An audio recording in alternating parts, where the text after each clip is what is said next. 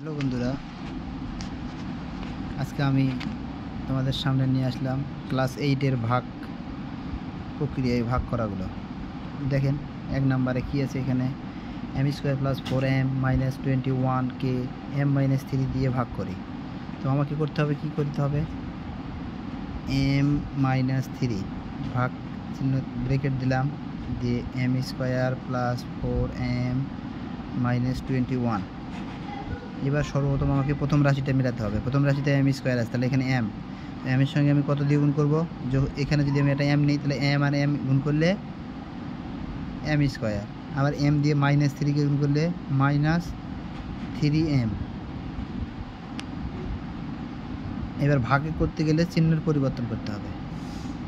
এখানে কিছু নেই, প্লাস আছে, মাইনাস করলাম, এখানে মাইনাস আছে, প্লাস করলাম, তাহলে এই যে প্লাস মাইনাসে কেটে গেল, প্লাস আর প্লাস, তাহলে কী হবে, প্লাস প্লাসে প্লাস প্লাস দেওয়ার দরকার নেই, 4 আর 3 যোগ করলে হয়তো 7m - 21। এবার আমি এখানে কী নেব, এখানে যেহেতু সামনের সংখ্যাটা প্লাস সংখ্যা, সেই জন্য এখানে আমি প্লাসে নিলাম। এবার আমি কি 7m মেলাতে হবে, তাহলে আমাকে এখানে নিশ্চয়ই 7 নেওয়ার দরকার। যদি আমি 7 নেই, তাহলে 7-এর সঙ্গে m গুণ করলে 7m, প্লাস মাইনাসে -3 সাথে 21। এবার আবার চিহ্নের পরিবর্তন করলাম, মিলে গেল। তাহলে আমাদের দেখব, অতএব নির্ণেয় ভাগফল হচ্ছে m + 7।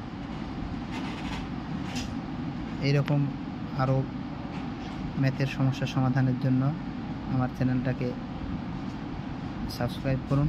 ধন্যবাদ সবাই।